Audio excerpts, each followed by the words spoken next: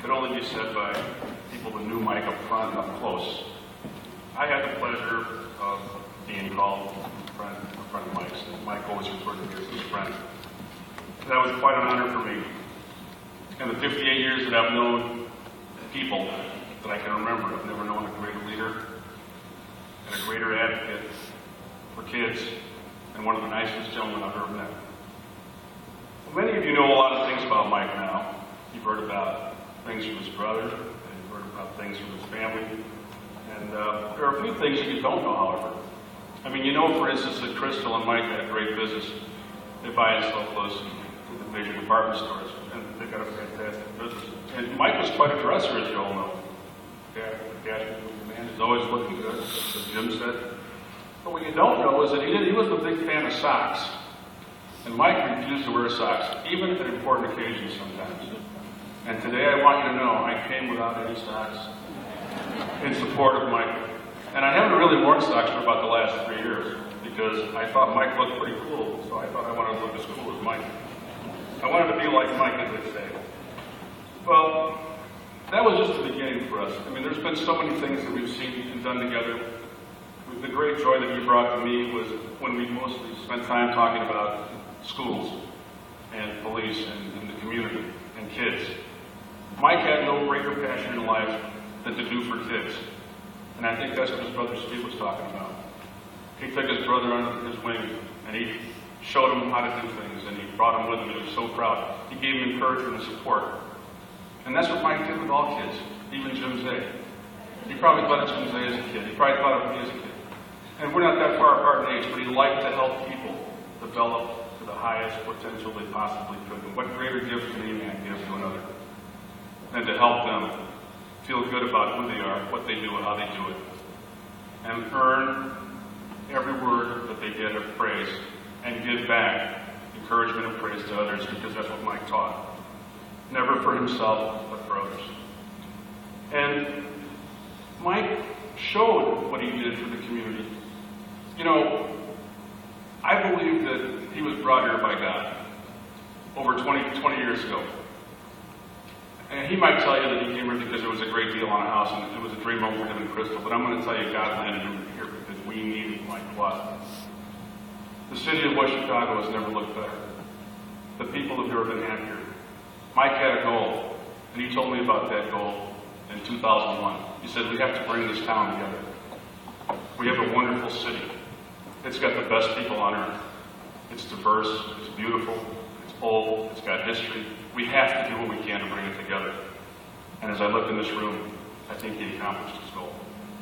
Mike was a man who could bring people together. Mike proved his love and success looking into the eyes of kids. You know, he and I were probably a dozen parades together.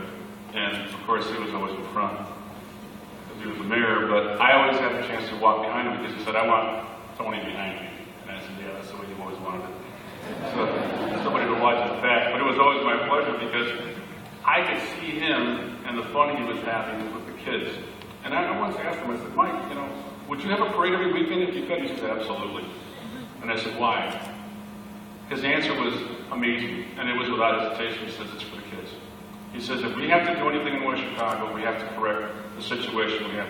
I love to see the little kids glow in their eyes as the fire trucks go by and as they collect all the candy. He says, that's why I want more parades. That's why I want the kids to be involved. And I want them to grow up in a town that they feel is theirs, in a town that they feel that is a good town. And he says, if we can't build pride in our kids, and if they can't feel like they grew up in the best town in the USA and it's their town, then we fail. And Mike's gone now, so we have an obligation to maintain what he started. We have to maintain a positive attitude, a positive mentality for our kids. And we have to give them the best chance, as Mike did, to succeed. In this very room, in this very high school, Mike would come to these things and he would say, these kids are the future of West Chicago. We have to do everything we can. And he took it a step further because he was a man of action. He was the kind of man who said, we have to show these kids that we recognize their achievement.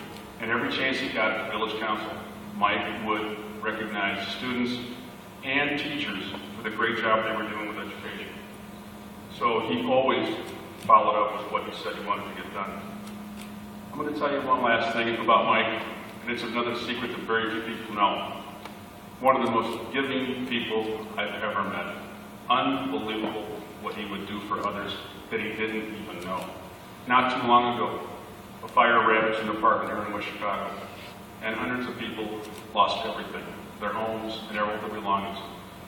And Mike immediately kicked into action a plan to not only feed them, clothe them, but to put them up for shelter, a place to live until they got back on their feet.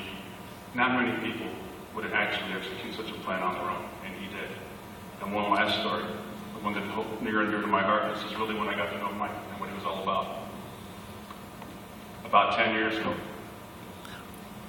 2 young men, Hispanics, were shot to death in their apartment, not too far from here, by people intruding into their apartment.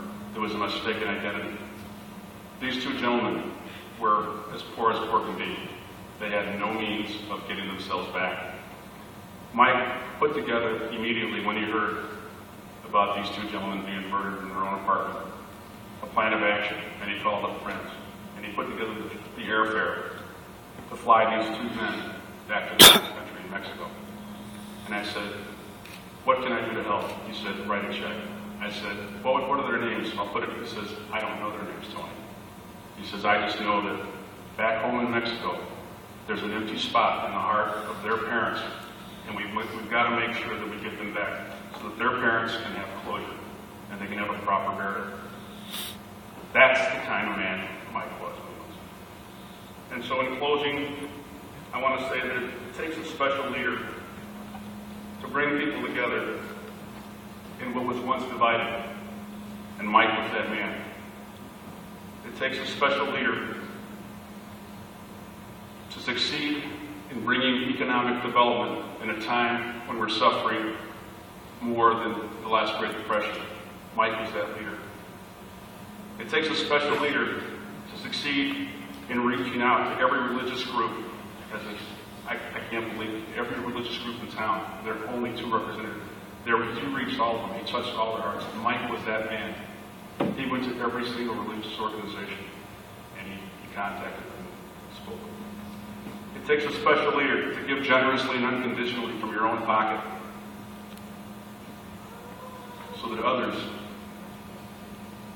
can get through the day. That was Mike Kwasman. Our community and each of us who called Mike brother, son, husband, uncle, dad, friend, or mayor are all enriched because Mike Kwasman was that man.